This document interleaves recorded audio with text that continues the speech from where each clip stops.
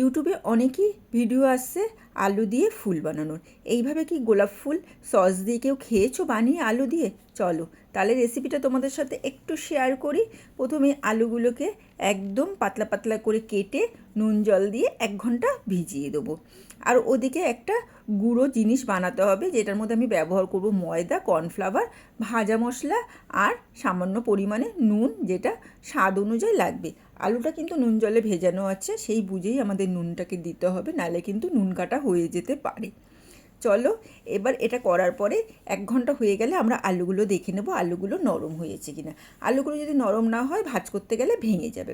আলুগুলো নরম হয়ে গেছে, এবার একটা শুকনো কাপড়ের সাহায্যে আলুগুলোকে সমস্ত মুছে নেব।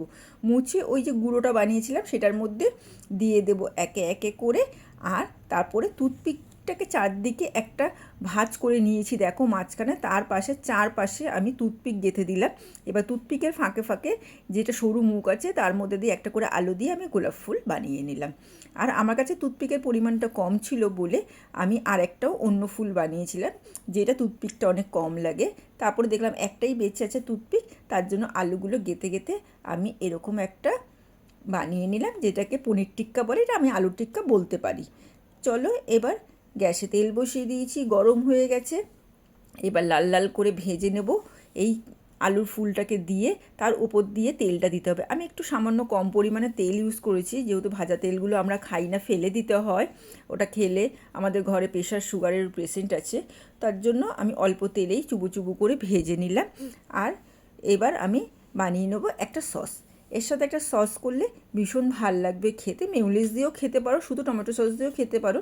আমি ঘরে থাকা টমেটো সস আর ঝাল ঝাল খাবো বলে তার সাথে নিয়ে নিয়েছি রেড চিলি সস, আর নিয়ে নিয়েছি গুড়, পরিমাণ মতন একটু নুন আর একটুখানি ভাজা মশলা দিয়ে ভালো করে ফুটিয়ে নেব।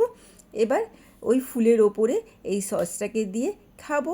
বেশ ভালো হয়েছিল খেতে। তোমরাও কিন্তু একবার ট্রাই করতে পারো জিনিসটা। আর ভালো লাগলে লাইক, কমেন্ট, সাবস্ক্রাইব তো অন্তত দরকার।